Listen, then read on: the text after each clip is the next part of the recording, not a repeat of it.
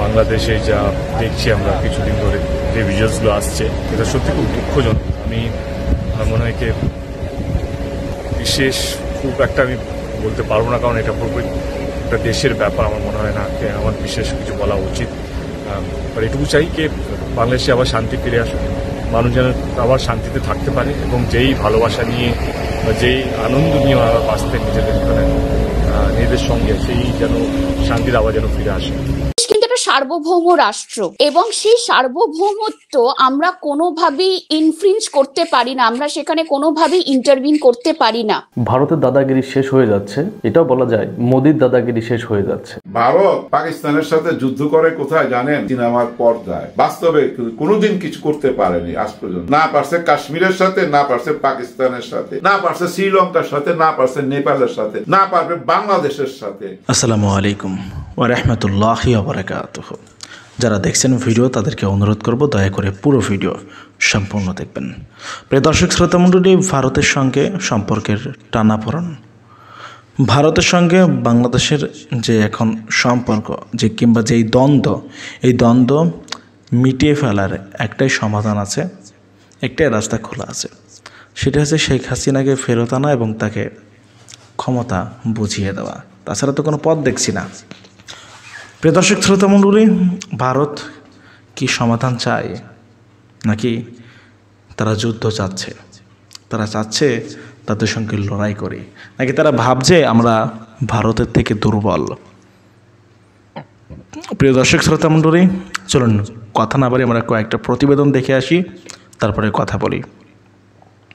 আশা করি সঙ্গে থাকবেন পুরো ভিডিওটি জুড়ে। আপনারা আমাদের যদি পারেন ভিডিওটি বেশি বেশি শেয়ার করে দিবেন বন্ধুবান্ধবের কাছে। চলুন দেখে আসি কয়েকটি প্রতিবেদন। বাংলাদেশে যা দেখছি আমরা কিছুদিন ধরে যে ভিডিওসগুলো আসছে, এটা সত্যি খুব দুঃখজনক। আমার মনে হয় বিশেষ খুব একটা আমি বলতে পারবো না, কারণ এটা পুরোপুরি একটা দেশের ব্যাপার। আমার মনে হয় না আমার বিশেষ কিছু বলা উচিত। এটুকু চাই বাংলাদেশে আবার শান্তি ফিরে আসুক, মানুষ যেন আবার শান্তিতে থাকতে পারে এবং যেই ভালোবাসা নিয়ে বা যেই আনন্দ নিয়ে আবার বাঁচতে নিজেদের সঙ্গে, সেই যেন শান্তির আবার যেন ফিরে আসে। প্রডিউসার সাহেবের সঙ্গে লাস্ট কথা কখন হয়েছে দেব, যদি একটু শেয়ার করেন? ওরকম কবে হয়েছে সেটা এখন মনে নেই, কিন্তু যে দৃশ্যগুলো কালকে রাত্রে আমাদের কাছে এসছে বা যে ছবিগুলো, বা ইনফ্যাক্ট আমি তো বিশ্বাসই হচ্ছিলাম এরকম কিছু একটা হতে পারে, কিন্তু যখন সত্যি শুনলাম কেনা এটা হয়েছে, এবং শুধু ওনার জন্য নয়, পুরো বাংলাদেশের জন্য আমার মনে হয় সত্যি একটা খুব কঠিন সময় দিয়ে যাচ্ছে। আমি শুধু এটুকু বলবো, যা বাংলাদেশের প্রত্যেকটা মানুষ, কারণ আমি বাংলাদেশে বহুবার গেছি এবং আমার খুব প্রিয় একটা জায়গা, এবং আমার এক্সপিরিয়েন্স সত্যি খুব খুব খুব ভালো। এবং শুধু বাংলাদেশও নয়, অনেক বাংলাদেশিরা আছে যারা বিদেশে থাকে, সে আমি যেতে বেড়াতে যাই বা লন্ডনে হোক বা আমেরিকায় হোক, ওনাদের মতন ভদ্র শান্তিপ্রিয় মানুষ কম দেখেছি। আমি এটুকু অনুরোধ করব আপনাদের মাধ্যমে যারা যারা শুনছেন, বাংলাদেশে যারা যারা এখন শুনছেন আমাকে, আমি উপরওয়ালার কাছে প্রার্থনা করবো যেন বাংলাদেশের শান্তি যেন আবার ফিরে আসুক, মানুষ যেন আবার ওই ভালোবাসার মধ্যে যেন পেতে থাকে। কিন্তু একটা সার্বভৌম রাষ্ট্র এবং সেই সার্বভৌমত্ব আমরা কোনোভাবেই ইনফ্রিঞ্জ করতে পারি না, আমরা সেখানে কোনোভাবেই ইন্টারভিন করতে পারি না। এখন অনেক মানুষ এটা ভাবছেন যে ৭১ তো ভারত করেছে। ৭১-এর সিচুয়েশনটা ছিল ডিফারেন্ট। প্রথমত, বাংলাদেশ তখনও তৈরি হয়নি, মূলত ছিল পাকিস্তান। পাকিস্তানের সঙ্গে আমাদের কোনো সিজফায়ার এগ্রিমেন্ট ছিল না এবং সেখানে বর্ডারে আমাদের অনবরত একটা যুদ্ধ চলছিল। তৃতীয় যে বিষয়টা, সেটা হচ্ছে সেই সময় মুজিবুর রহমান তিনি নিজে পার্সোনালি ইন্দিরা গান্ধীর কাছে এসে সাহায্য চেয়েছিলেন। এখানে কিন্তু বাংলাদেশের তরফে ভারতের থেকে কোনো সাহায্য চাওয়া হয়নি। বুঝতে হবে যে যেভাবে বাংলাদেশে অ্যান্টি ইন্ডিয়া সেন্টিমেন্টস গুলো বৃদ্ধি পেয়েছে ওভার দ্য ইয়ার্স, এবং মূলত লাস্ট কয়েকটা মাসে যেভাবে বেড়েছে অ্যান্টি ইন্ডিয়ান সেন্টিমেন্ট, সেখানে কিন্তু ভারতের পক্ষে এই মুহূর্তে দাঁড়িয়ে কোনো হঠকারী সিদ্ধান্ত নেওয়া আমার মনে হয় না খুব একটা কনস্ট্রাকটিভ স্টেপ হবে। রাদার আমার মনে হয়, কারণ আমরা দেখুন আজকে বাংলাদেশের ক্ষেত্রে largest trading partner definitely India, কিন্তু ইন্ডিয়া যদি ট্রেডিং বন্ধ করে দেয়, ইন্ডিয়াকে রিপ্লেস করার জন্য কিন্তু আরো 5টা দেশ আছে, তার মধ্যে চায়নাও রয়েছে। তো সেই জায়গাটা কিন্তু আমার মনে হয় যে যেভাবে আমাদের দক্ষিণ এশিয়ার যদি আপনি রাজনীতি দেখেন, অধিকাংশ দেশের সাথে কিন্তু ভারতের সম্পর্ক সেই অর্থে ভালো নয়। আমরা যদি নেপাল দেখি বা পাকিস্তান তো ছেড়েই দিলাম, আফগানিস্তানে এখন তালিবানের শাসন, শ্রীলঙ্কার সাথে আমাদের একটা সমস্যা চলছে, স্পেশালি সেখানে যখন ফাইন্যান্সিয়াল ক্রাইসিস হলো, তারপরে চায়নার সেখানে হিউজ অ্যামাউন্ট অফ ইনভেস্টমেন্ট। বাংলাদেশেও কিন্তু চায়নার ইনফিলট্রেশনটা যথেষ্ট ভাবে লাস্ট কয়েক বছরে বেড়েছে। তো সেই জায়গায় আমার দাঁড়িয়ে আমার মনে হয় যে ভারতের পক্ষে এই মুহূর্তে কোনো স্ট্রং কিছু করাটা খুবই ডিফিকাল্ট। তবে হ্যাঁ, একটা বিষয় আমি বলতে পারি যে ভারত যেটা করতে পারে সেটা হচ্ছে আন্তর্জাতিক যত প্রেক্ষাপটগুলো রয়েছে বা আন্তর্জাতিক যত স্তরগুলো রয়েছে, সেটা ইউনাইটেড নেশনস থেকে শুরু করে বিভিন্ন যে আমাদের মাল্টিল্যাটারাল ফোরামস আছে, ব্রিক্স আছে, সাংঘাই কোঅপারেশন অর্গানাইজেশন আছে, অথবা বিভিন্ন দেশ অর্থাৎ ইউরোপিয়ান ইউনিয়নের দেশগুলো, সেই দেশের সঙ্গে কিন্তু একটা ডায়ালগ ওপেন করে ভারত কিন্তু এই প্রজেকশনটা করতে পারে যে বাংলাদেশে হিউম্যান রাইটস ভায়োলেশন হচ্ছে এবং সেখানে একটা ইন্টারন্যাশনাল ইন্টারফারেন্স কিন্তু যথেষ্ট পরিমাণে দরকার। এবং আরো একটা বিষয় যেটা ভারতের জন্য খুবই ডিফিকাল্ট, সেটা হচ্ছে দক্ষিণ এশিয়ার যে সংগঠন রয়েছে সার্ক, সেই সার্ক ইটসেলফ কিন্তু একটা ফেলিয়ার অর্গানাইজেশন। কারণ আমরা জানি যে সার্কে কখনোই পাকিস্তান এবং ভারত এক জায়গায় আসতে পারেনি কোনো ডিসিশনে। তো সেই জায়গায় সার্ককে যদি আমরা নাও পাই, আমাদের কাছে আসিয়ান আছে, আমাদের কাছে অ্যাপেক আছে, আমাদের কাছে সাউথ আফ্রিকান ফ্রি ট্রেড এগ্রিমেন্টের মতো অর্গানাইজেশন আছে, অর্গানাইজেশন অফ ইসলামিক কান্ট্রিজ আছে, যেই ইসলামিক কান্ট্রিজ অর্গানাইজেশনে কিন্তু সুষমা স্বরাজ একসময় পাকিস্তানকে কোণঠাসা করতে পেরেছিলেন।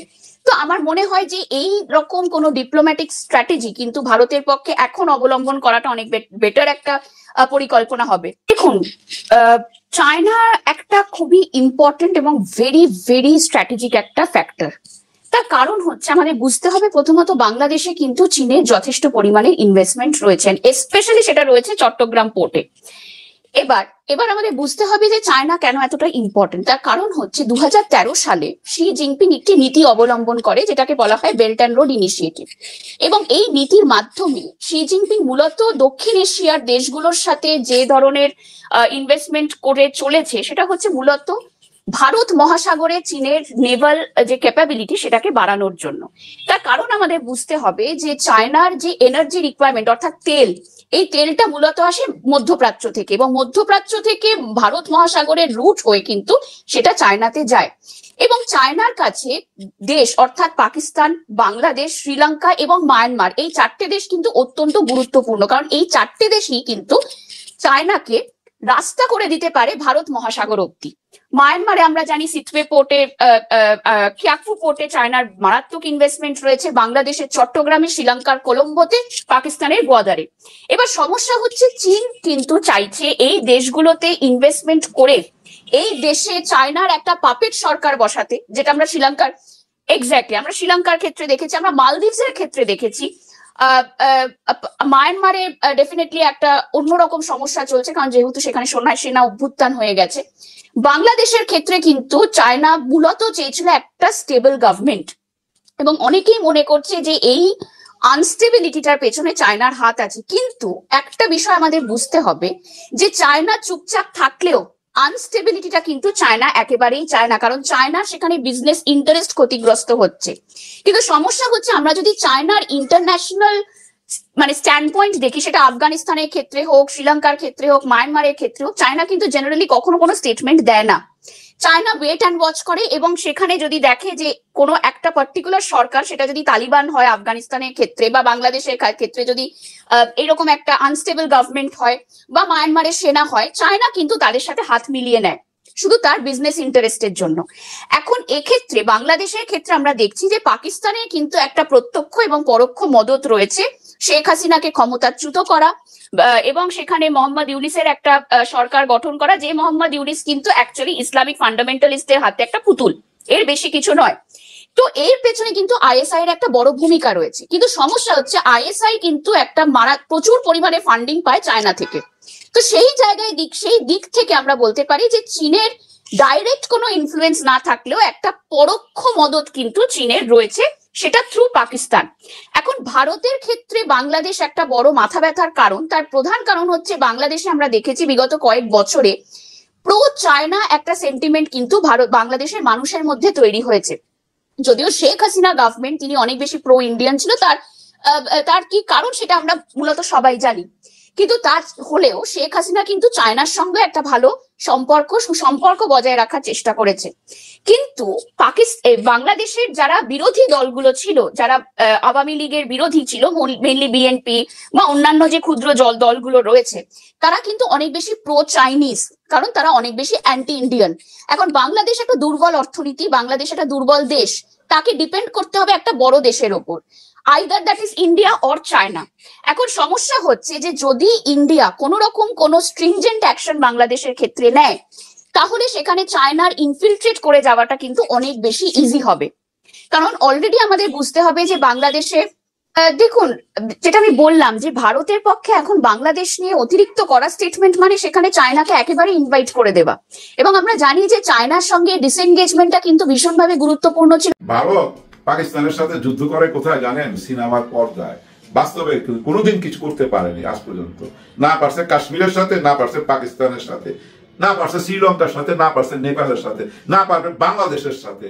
ওই ঋতিক রোশন পাকিস্তানের ঢুইটা বাম বাম বাম বাম বোমা মাইরা চলে আসে, আর একটা দেশত্ববোধক গান লাগাই দিবেন, দেখবেন যে একেবারে আপনার দেশ জয় করে ফেলাইছেন ওই সিনেমার পর্দায়। বাস্তবে এই পুরো দক্ষিণ এশিয়া আপনার এক ঘোড়া, কেউ আপনাদের পাশে নাই।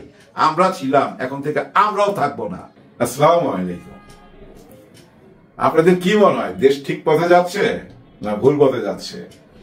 ভারতের লাফালাফি তো শুরু হয়ে গেছে, কিভাবে দেখতেছেন? আসেন একটু আলোচনা করি। আলোচনার আগে আল্লামা সাইদি হুজুরের একটা ছোট্ট গল্প বলি, ওনার ওয়াজে শুনছিলাম, তাহলে আপনাদের বুঝতে সুবিধা হবে। এক সাধুর কাছে গিয়ে বলে যে আমাকে আপনার শিষ্য বানান। সাধু তখন বলে, তুমি তো সাপ, তোমাকে শিষ্য বানাইতে হলে আমার একটা কঠিন পরীক্ষার মধ্যে দিয়ে যাইতে হবে। যে বলেন কি পরীক্ষা? বলে যে তুমি আগামী 7 দিন কাউকে দংশন করতে পারবা না। তা আমি মেনে নিলাম, আগামী 7 দিন আমি কাউকে দংশন করবো না, ছোল মারবো না। বলে সাপ বেরিয়ে যায়। কোথায় যাবে? ধান ক্ষেতের ভিতরে যায়, লম্বা হয়ে শুয়ে থাকে যে 7 দিন এখানেই ঘুমাবো, কাউকে যখন ছোল দেওয়া যাবে না এখান থেকে সরবো না আমি। সে ওই সাধুর শিষ্য হইতে চায়। পরদিন সকালে কৃষক ধান কাটতে আসে, দুপুরবেলা খাওয়া দাওয়া করে, আবার বিকালে আসে ধান কাটতে। ধান কেটে যখন দড়ি খুঁজতে যায়, ধান বাঁধার জন্য দড়ি খুঁজে পায় না। দড়ি খুঁজতে খুঁজতে দেখে যে একটা জায়গায় একটা দড়ি পরে আছে, একটু চিকমিক করতেছে, আমার এই শার্টের মতো। যায় ওই সন্ধ্যার সময় দড়িটা নিয়ে আইনা ধানগুলা বাঁধে। আসলে ওইটা দড়ি ছিল না, সাপ ছিল। কিন্তু সাধু বাবা বলে দিছে কোনো ছোবল দেওয়া যাবে না, সেই ছোবল মারে নাই। কৃষক ধান বাঁধতে যায়, যখন গিট্ঠু মারছে তখন সাপের ঘাটটা মস্কায়া যায়, আর মনে মনে বলে, সাধু বাবা যদি আমারে কোনো কসম না দিত, শর্ত না দিত, আজকে তুই বুঝতি আমি কে। কিন্তু কিচ্ছু বলে না। কৃষক ধানটা নিয়ে বাসায় যায়, রাখে, দড়িটা খুইলা রাইখা দেয়। সাপ ওই ভাঙা ঘাড় নিয়ে কাতরাইতে ওই সাধু বাবার দরবারে যায় হাজির। ও সাধু, তুমি কি বুদ্ধি দিলা আমারে? আমার তো ঘাড় মস্কায় গেছে তোমার কথা শুনতে যায়।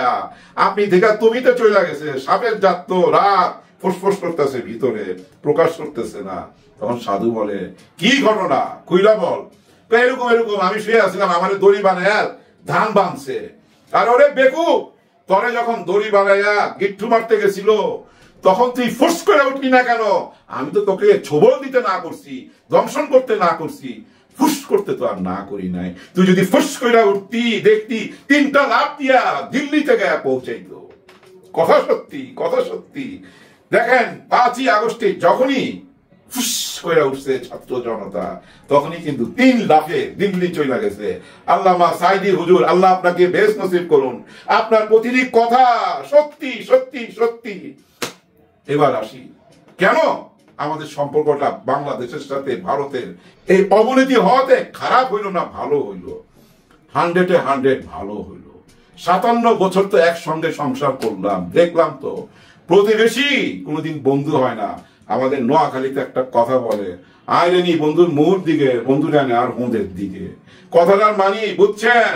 আমি দেখি বন্ধুর মুখের দিকে, বন্ধু আমার কেমন আছে, মুখটা শুকনা, হাসি আছে না দুঃখ, আমি দেখি বন্ধুর মুখের দিকে। আর বন্ধু ঘুইরা দেখে আমার হুঁদের দিকে, মানে পাছার দিকে। নিয়ত খারাপ, এমন বন্ধু থাকাচ্ছে না থাকাই ভালো। তাই আমাদের উপদেষ্টা সরকার একটা চাল দিছে আমার ধারণা, না হলে চিন্ময় কৃষ্ণ দাসকে ওই টাইমে অ্যারেস্ট করার কোনো কথাই না। এয়ারপোর্ট থেকে অ্যারেস্ট করার পর কি ঘটতে পারে এটা আমরা অনেকে না জানলো, ওনারা ঠিকই জানতেন যে এই অ্যারেস্টের কারণেই ভারতের মুখোশ খুইলা যাবে, এবং সত্যি সত্যি খুইলা গেছে। হায় হায় কি প্রভাকাণ্ডা, এত ন্যারো মাইন্ডেড। আমার তো মাঝে মাঝে জানেন এত রাগ হয়, এত গালি দিতে ইচ্ছা করে। একটা চ্যানেলে দেখলাম কি জানেন, একটা ছেলের মাথায় ব্যান্ডেজ বন্ডেজ বাইন্দা নিয়ে নিছে, হাতে ব্যান্ডেজ বাঁধছে, ওরে জিজ্ঞাসা করতেছে, আবার জল খাওয়াইতেছে। ও নাকি বাংলাদেশে আসছিল, তাকে হিন্দু বইলা, ভারতের হিন্দু বইলা, শুধু হিন্দু না ভারতের হিন্দু বইলা তাকে ঢিল দিয়ে মাথা ফাটাইছে, ব্যান্ডেজের উপর দিয়ে আবার রক্ত। আমরা সিনেমায় আগে দেখাইতাম, যখন ব্যান্ডেজ বাঁধতাম দেখবেন হিরোদের মাথায় রাজ্জাক ভাই বেশি পাইবেন, এখানে একটু রক্ত লাগাই দিতাম। অরিজিনালি যদি আপনি মেডিকেলে যায় ব্যান্ডেজ করেন কোনো রক্ত ভাইসা উঠবে না, কিন্তু সিনেমার জন্য আমরা দিতাম। এই সারাও তা করছে, একেবারে চুতিয়া একটা মানুষ। এই ভারতের মিডিয়া গুলা সবগুলো চুতিয়া। ওই ব্যান্ডেজ বাংলা ওরা এসে বলতেছে ও নাকি বাংলাদেশে আইছিল, ওরে ইট পাটকেল মারছে। কত বড় অসভ্য, বর্বর। আসলে কিন্তু ভারত কিন্তু খুব বর্বর। এতদিন আমরা বুঝি নাই, 53 বছর লাগছে আমাদের বুঝতে। 4 মাসে খুলে দিয়েছে উপদেষ্টা সরকার তাদের মুখোশ। সত্যি জানিস ওরা ফাঁদে পড়ছে, কিন্তু ভারতের ফাঁদে ফেলা হয়েছে। দেখেন এই যে আমরা এখন যেভাবে সবাই ভারতের বিরুদ্ধে কথা বলতেছি, এই চিন্ময় কৃষ্ণ দাসের অ্যারেস্টের একদিন আগেও কিন্তু আমরা ভারতের এতটা বিরুদ্ধে ছিলাম না। এখন কিন্তু আওয়ামী লীগ সুদ্ধা বুঝতে পারতেছে আসলে তো ভারত লোক ভালো না, কারণ তারা তো দেখতেছে এখানে কোনো হিন্দু বাড়িতে অ্যাটাক হচ্ছে না, কোনো বাড়ি ঘর পোড়ানো হচ্ছে না। ওরা এগুলা কেন বলতেছে? সবাই তো ভাই আর আওয়ামী লীগের ফায়দা লুটে নাই, অনেক আছে সাদা মনে পৈতৃক সূত্রে পাওয়া আওয়ামী লীগ করে তারা। হ্যাঁ, এই জন্যই ওই যে আমি মাঝে মাঝে বলি যে কাউকে নিষিদ্ধ করা যাবে না, ছাত্রলীগকে নিষিদ্ধ করাতে দেখেন না বিভিন্ন রূপে প্রকাশ পাইতেছে। কাউকে নিষিদ্ধ করলেই না আন্ডারগ্রাউন্ডে চলে যায়। আন্ডারগ্রাউন্ডে যাওয়া মানে কি জানেন? টাকা পয়সা, আর্মস, অরাজকতা, রাহাজানি, ফুট করে বাইরে রাহাজানি, অত্যাচার, জুলুম, কেওয়াজ লাগাইয়া আবার লুকাইয়া যাবে। লুকাইবার জন্য তো বর্ডার আছে, বর্ডারে এই পার আর এই পার, ওরা এগুলো করাবে কিন্তু আমাদের দেশে। কিন্তু না, মুখোশ খুইলা দিছে বর্তমান সরকার, একেবারে কারেক্ট কাজটা করছে। এখন কিন্তু দেখেন একই মঞ্চে সবাই চলে আসছে, পুরো বাংলাদেশের মানুষ বুঝা ফেলাইছে। এখন আমাদের জাতীয় ঐক্য করতে আর কোনো প্রবলেম নাই। এর নামই মাস্টার মাইন্ড। কি খেলাটা খেলছে চিন্তা করেন। 53 বছর যে খেলাটা আমরা খেলতে পারি নাই, সেই গেমটা খেলছে ইউনূস সরকার। আরে ভাই তোরা বলস মানব অধিকারের কথা, আমরা নাকি এখানে মানব অধিকার লঙ্ঘন করতেছি। এই যে মমতা ব্যানার্জি বেকুব। আপনি জানেন একজন পণ্ডিতকে যদি আপনি 10টা মূর্খের সাথে বসায় রাখেন, এক মাস পর্যায়ে দেখবেন যে ওই পণ্ডিত মূর্খ হয়ে যাবে। এই মমতা ব্যানার্জি এরকম মূর্খ হয়ে গেছে, বলে শান্তি বাহিনী নাকি এখানে পাঠাইতে হবে। আরে বেকুব, শান্তি বাহিনী তোরা কই লিখি পাঠাবে? শান্তি বাহিনীর নিয়ম কানুন আছে, এই দেশ থেকে চাইতে হবে, তারপরে শান্তি বাহিনী আওয়াজ দিবে যে হ্যাঁ আমরা আছি। তোমরা কইলি আওয়াজ দিবে? কোনোদিনই না। আমাদের সরকার প্রধানকে ডক্টর মোহাম্মদ ইউনূস সরকার। ফাইজলামি মারাও, মানব অধিকারের কথা বলো। তোমরা কি মানব অধিকার কি জানো ভাই ব্রাদার? এই যে মণিপুরিতে কুকুর দুইটা মহিলা তো না, ইয়াং মেয়ে, দুইটা ইয়াং মেয়েকে দিনে দুপুরে জানেন উলঙ্গ কইরা রাস্তা দিয়ে হাঁটাইছে, সবাই ভিডিও করছে। ওর মধ্যে একটা মেয়ে না হলো 20 বার রেপ হয়েছে। এই অমানুষরা এই কাজটা করছে। 500-এর উপরে লোক পারছে, নেটওয়ার্ক বন্ধ করে, ওয়াইফাই বন্ধ করে, যে আমাদের দেশে পরব যেটা করছিল ওই একই কাজ করছে এরা। এই কয়েকদিন আগে 2024-এর ঘটনা। আবার দেখেন ওই যে আজমির শরীফ, ওইখানে নাকি শিব মন্দির আছে, শিব মন্দির আছে ওইখানে। 200 বছর আগে, 300 বছর পুরনো এই আজমির শরীফ, ওইখানে নাকি শিব মন্দির আছে। কয়েকদিন আগে হায়দ্রাবাদে একটা মসজিদ দেখায় বলতেছে ওইখানে নাকি একটা মন্দির ছিল 100 বছর আগে। এটা নিয়ে জানেন 4 জন মুসলমানকে ওরা হত্যা করছে, ইট পাটকিল ধারালো অস্ত্র দ্বারা 4 জন মুসলমানকে। এই কিছুদিন আগে বলছিল যে তাজমহলের নিচে নাকি মন্দির আছে। এই হলো এদের রাজনীতি। ভিডিওটা শেষ করার আগে একটি ছোট্ট গল্প বলবো। এই গল্পের মধ্যে অনেক কিছু বুঝার আছে। এক বনে 4টা গরু ছিল আর একটা সিংহ ছিল। সিংহটা ক্ষুধার্ত 5-6 দিন যাবত। জানেন তো সিংহ কিন্তু 10 দিন 12 দিনও ক্ষুধার্ত থাকতে পারে, কিন্তু সে ওই 4টা গরুকে টার্গেট করছে। এর মধ্যে একটা গরু তার লাগবেই। কিন্তু যখনই আক্রমণ করে এই 4টা গরু 4 দিক থেকে সিংহকে আক্রমণ করে। সিংহ কোনো সুবিধা করতে পারে না। একদিন সিংহ চিন্তা করলো যে না, কোনো একটা ফোন দিয়ে আটতে হবে, এইভাবে তো ওদের সঙ্গে পারবো না, ওরা 4 জন আমি একা। তো সিংহ একটা বুদ্ধি বাইর করে, বলে যে ওই 4 জনের মধ্যে একটা ছিল মাতবর টাইপের, একটু শক্তিশালী। ওই গরুরে বলে জানো তোমরা রাত্রে কোথাও ঘুমাও, আমি জানি। কিভাবে জানো? যে আমি তোমাদের দেখতে পাই, তোমরা যেখানেই যাও রাত্রের বেলা ঘুমাও আমি দেখতে পাই। তো কিভাবে দেখতে পাও সেটাই বলো, আমরা তো লুকাইয়া থাকি। তো তোমাদের মধ্যে একটা গরু আছে না সাদা? হ্যাঁ আছে, ওই 4টার মধ্যে একটা গরু সাদা, কোনটা আমি রাইতে দেখতে পাই, যার জন্য আমি তোমাদের টার্গেট করতে পারি। ওই সাদা গরুটা আমি খাবই। এই কথা শোনার পর বাকি কালো 3টা গরু মিটিং এ বসে যায় যে আরে বাপরে বাপ, আমরা তো নিশ্চিন্তে ঘুমাইতে পারব না, প্রত্যেক রাত্রেই ভয়ে ভয়ে থাকি যে কখন এই সিংহ আক্রমণ করে। এক কাজ করি না কেন, আমাদের দল থেকে এই সাদা গরুটারে বাইক করে দেই, কারণ ওর গায়ের রং সাদা থাকাতে রাত্রেবেলা ওই সিংহ বুঝা ফেলায় আমরা কোথায় আছি। যে কথা সেই কাজ, সাদা গরুটারে দল থেকে বাইক করে দেয়। সিংহ তো চান্স পায়, খাবাস কইরা ঘাটটা মটকায়া ধরে, খাইতে থাকে। 3 গরু চইলা যেতে যেতে পিছনে তাকায়া দেখে আর মনে মনে ভাবে দেখ আপদ বিদায় হয়েছে, ওর কারণে আমরা রিক্সে ছিলাম। 3 গরু নিশ্চিন্তে এবার রাত্রে শুয়ে রয়েছে। 10-12 দিন পর আবার সিংহের খিদা লাগছে, আবার ওই 3টারে খুঁজা বাইর করছে।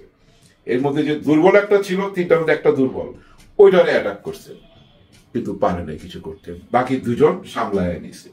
এখন মেইন প্রবলেম হয়ে গেছে কি জানেন, ওই একটারে যখন অ্যাটাক করে, আগে তো 4জন ছিল, 4 দিক থেকে তাকে প্রতিরোধ করতে পারতো। এখন 2 দিক থেকে প্রতিরোধ করতে গেলে এদিক থেকে আর এদিক থেকে খালি থাকে, ওরা কাইল হয়ে যাচ্ছিল গরুগুলা। তখন সিংহ বুদ্ধি কইরা আবার চাল চালে যে দেখো তোমরা 2জন কিন্তু বেশ শক্তিশালী, তোমাদের 2জনের সাথে আমার কোনো বিরোধ নাই, আমার কিন্তু চাহিদা ওই যে তোমার এই দুর্বল গরুটা, এই দুর্বলের জন্য তোমরা বারবার আমার উপর কেন অ্যাটাক করো? কিচ্ছু করতে পারবে না, আমার পেটে খিদা, আজ হোক কাল হোক ওই দুর্বলটারে আমি খাবই। আর ওই দুর্বলটারে খাইতে গিয়া তোমাদের গায়েও কিন্তু আচর টাচর লাগতে পারে, তখন আমার কিছু বলতে পারবা না। বইলা চইলা যায়। এই 2জনের মধ্যে এখন প্ল্যান হয় যার এই দুর্বলটারে সঙ্গে রাখে আমরা কেন রিক্সে আছি, এক কাজ করি ওরে দিয়ে দিই সিংহের, ওই নিয়ে নিক, আমরা 2জনে ভালো থাকতে চাই, কি বলো বন্ধু? হ্যাঁ দিয়ে দে। ওই দুর্বলটারে দিয়ে দিছে। দুর্বলটা অনেক চিল্লাচিল্লি করছে গরুটা, কিন্তু কোনো কাজ হয় নাই। সিংহ তার ঘাড় মটকায় খাইছে। আবার 5-6 দিন গেছে, আবার সিংহের যখন খিদা লাগছে, আবার ওই 2টার পিছনে লাগছে। এখন গরু 2টা বলে কি ব্যাপার, তোমার না দুর্বলটা দিয়ে দিলাম, সাদাটা দিয়ে দিলাম, আবার পিছে কি চাও? না না না, আমার আবার খিদা লাগবে, আবার তো খাইতে হবে, আর 2-3 দিনের মধ্যে আমার আবার বেশি খিদা লাগবে, তারপরে তোমাদের 2জনের একজনের আমি খামুই। বইলা 2 দিন পর একটার উপরে অ্যাটাক করে। বাকি যেটা ছিল, যেটা একটু পিঠির চালাক, ওইটা কোনো মতো বুঝছেন বাঁচাইবার চেষ্টা করছে তার বন্ধুরে, পারে না। একটা টাইমে যখন দেখছে যে না পারুম না, তখন ভাগছে, বাস সেকেন্ডটারে মাইরা দিল। আর রইল একটা। আবার 10-12 দিন পর সেই সিংহ ওই একটারে খুঁজা বাই করছে। মুখোমুখি দেখা, বলে যাচ্ছে তোকে দরকার, আমার পেটে খিদা। এটা শুই না, ওই যেটা বেশি বুদ্ধি মাথায় রাখতো, কালো, বেশি গায়ে শক্তি, দৌড় দৌড় দৌড়, বাঘও পিছে পিছে দৌড়, ক্লান্ত হয়ে একটা খাদের মধ্যে পড়া যায়, বাঘও খাদের পাশে যায় বসে। তখন ওই বাঘটা বলে কি আর দৌড়াইবা, যে না আমার গায়ে আর শক্তি নাই। চোখে পানি কেন? তখন ওই গরুটা কাঁদতে কাঁদতে বলে আমার চোখে পানি এই জন্য যে তুমি খুব চালাকি কইরা আমার জাতি ভাই সাদাটারে আগে খাইছো, তারপরে দুর্বলটারে খাইছো, তারপরে আমার কাছের বন্ধুটারে খাইছো, আমারে একা করছো, এখন আমারে খাইতে চাইতেছো। যে হ্যাঁ, এইভাবেই আমরা সিংহরা বাইচা থাকি। এই গল্পের এই 4টা গরুর চরিত্রের জায়গা আপনি যদি ওই সাদা গরুটা মনে করেন জামাতে ইসলাম, আর ওই দুর্বল গরুটার জায়গায় আপনি রাখেন হেফাজতকে, আর ওই যে শক্তিশালী গরু ওইখানে রাখেন বিএনপি কে, আর সিংহটাকে বৈজালন।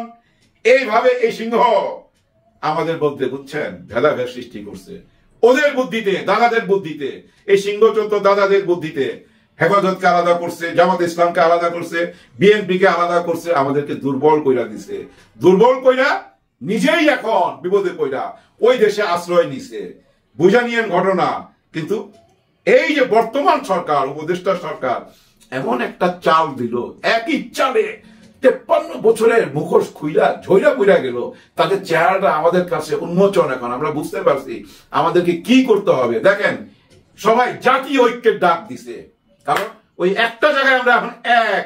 আমাদের সাদা গরু আর দুর্বল গরু, ওই কালো গরু বানাইতে পারবেন না। আমরা এখন এক হয়ে গেছি। ভারতের বিরুদ্ধে আমরা সবাই এক। তার মানে আমরা সঠিক পথে আছি। 53 বছর পর সঠিক পথে আমাদেরকে উপরালাই নিয়ে আসছে। সবার জন্য সবাই দোয়া করবেন। আল্লাহ হাফেজ। আসসালামু আলাইকুম, কেমন আছেন সবাই? ভারতের দাদাগিরি শেষ হয়ে যাচ্ছে, এটাও বলা যায় মোদির দাদাগিরি শেষ হয়ে যাচ্ছে।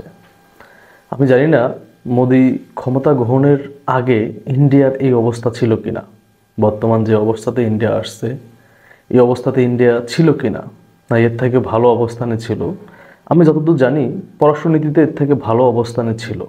বর্তমানে মোদির পররাষ্ট্রনীতির যে অবস্থা, গোবর মার্কা পররাষ্ট্রনীতি সে চালাইতেছে, এটাতে তার বোঝাই যাচ্ছে তার দাদাগিরি শেষ, তার দাদাগিরি থাকতেছে না। আমার মনে হয় যে এই দেশটা যদি ইউরোপে থাকতো, ইউরোপের তো সবাই ঐক্যবদ্ধ আছে, এই দেশটার জন্য আলাদা বর্ডার দেওয়া লাগতো। ইউরোপেতে কোনো দেশে বর্ডার নাই, এই দেশটার জন্য বর্ডার দেওয়া লাগতো, কারণ এরা হলো সম্পূর্ণ পররাষ্ট্রনীতিতে ব্যর্থ একটা দেশ। আপনি একটা জিনিস দেখেন, শ্রীলঙ্কার থেকে বিতাড়িত হয়েছে ইন্ডিয়া, মালদ্বীপের থেকে বিতাড়িত হয়েছে, যেটা তার ভূখণ্ড থেকে একটু দূরে শ্রীলঙ্কা আর হচ্ছে মালদ্বীপ। তারপরে আসেন চায়না পাকিস্তানের কথা তো বলবো না, কারণ এদের সাথে তো শত্রুতায় চলতেইছে। 81% হিন্দু কান্ট্রি নেপাল, সেখানেও কিন্তু ইন্ডিয়াদের অবস্থান নাই। মায়ানমারের কথা বাদ দিলাম, মায়ানমারেও নাই, ভুটানেও নাই, আফগানিস্তানে তো নাই। আফগানিস্তানে ব্যবসা বাণিজ্য ফেলে রেখে চলে আসছে। আপনারা জানেন যখন আফগানিস্তান আমেরিকাকে আফগানিস্তান থেকে হটাই দিল, তখন কিন্তু আফগানিস্তান ওই ইন্ডিয়ার যত ব্যবসায়ীরা ছিল, ওরা কিন্তু ব্যবসা বাণিজ্য ফেলে রেখে দৌড়ে চলে আসছে। শত শত কোটি টাকার ব্যবসা বাণিজ্য রেখে চলে আসছে ইন্ডিয়ানরা। শেষ ভরসা তাদের সবথেকে গুরুত্বপূর্ণ যে পয়েন্টটা বাংলাদেশ, সেটাও হারিয়ে যাওয়ার পথে। আমি মনে করি 70% হাতছাড়া হয়ে গেছে।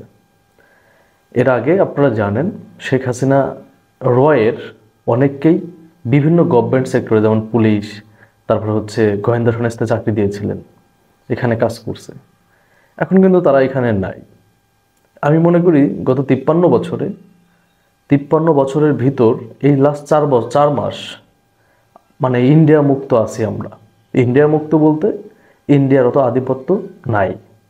ইন্ডিয়া যেভাবে আমাদের দেশটারে চুষে খাইছে, সেটা কিন্তু 4 মাস অতটা পারতেছে না, এই জন্যই মোদি পাগল হয়ে গেছে।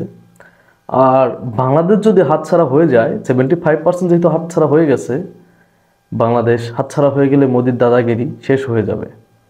এটা শিওর থাকেন যে ইন্ডিয়ার সব থেকে ব্যর্থ প্রধানমন্ত্রী হিসাবে মোদির নামটা লেখা হবে, ব্যর্থ প্রধানমন্ত্রী হিসাবে। কারণ মোদি আসার পরেই শ্রীলঙ্কার সাথে সম্পর্ক নষ্ট হয়েছে, মালদ্বীপের সাথে সম্পর্ক নষ্ট হয়েছে, তারপরে হচ্ছে নেপাল ভুটানের সাথে সম্পর্ক নষ্ট হয়েছে।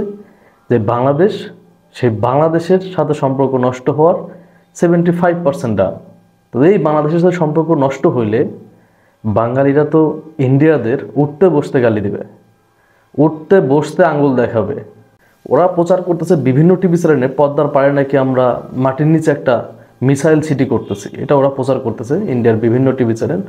আর এই মোদির দাদাগিরি শেষ হওয়ার পিছে ইন্ডিয়ার যে টিভি চ্যানেলগুলা 1 নম্বর দায়ী থাকবে। যদিও তারা গদি চ্যানেল বলে, ইন্ডিয়াতে যেটা প্রচার করতেছে সেটা বাংলাদেশে ঘটতেছে না। অটোমেটিকলি ইন্ডিয়া বাংলাদেশের মানুষের মন থেকে উঠে যাচ্ছে।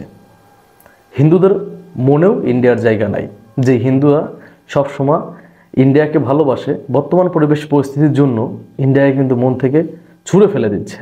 যাই হোক, তো এই যে দাদাগিরি মোদি চলে যাচ্ছে, এটা আসলে হয়তো অল্প কিছুদিন আপনারা দেখতে পারবেন যে তারা এই অঞ্চলে অনেক নিজেদেরকে হ্যাডাম মনে করতো, যে তারাই সব কিছু। হ্যাঁ, তাদের সব কিছু মনে করার কারণও আছে। তাদের যে সৈন্য অনেক, সামরিক বাহিনী স্ট্রং আছে, এটা ঠিক আছে, কিন্তু সামরিক বাহিনী স্ট্রং হলে তো হবে না, আপনাকে তো কৌশলী হইতে হবে। আপনারা তো কৌশলেই ফেল করছেন, তা যুদ্ধ কিভাবে করবেন? যুদ্ধ করার আগে যদি কৌশলেই ফেল করে বসেন, যুদ্ধে তো জয়লাভ করতে পারবেন না। সো বর্তমান পরিস্থিতিতে কয়েকটা দেশ দেখলে, ইন্ডিয়ার পরিস্থিতি দেখলে, বাংলাদেশের পরিস্থিতি দেখলে সম্পূর্ণই শিওর হয়ে যাওয়া যায় যে মোদির দাদাগিরি যাচ্ছে, মোদির দাদাগিরি থাকছে না। ইন্ডিয়া নিজেদেরকে দাদা মনে করতো, ইন্ডিয়ার দাদাগিরিও যাচ্ছে। এগুলোর পিছে সম্পূর্ণ দায়ী হচ্ছে মোদি। এই মোদি আশেপাশের দেশগুলোর সাথে পররাষ্ট্রনীতিতে ব্যর্থ হয়েছে। সম্মানিত বন্ধুগণ, দর্শক শ্রোতা, আপনারা দেখতে পারলেন। ব্যক্তিগত মতামত অভিমত অবশ্যই জানিয়ে যাবেন কমেন্টে। আপনারা কি বলতে চান, আপনারা কি বলবেন, আপনাদের অপিনিয়নটা কি? সুপ্রিয় দর্শক শ্রোতা মণ্ডলী, আপনারা আপনাদের মতামত অবশ্যই কমেন্ট করবেন। আপনারা কি চান যে ভারত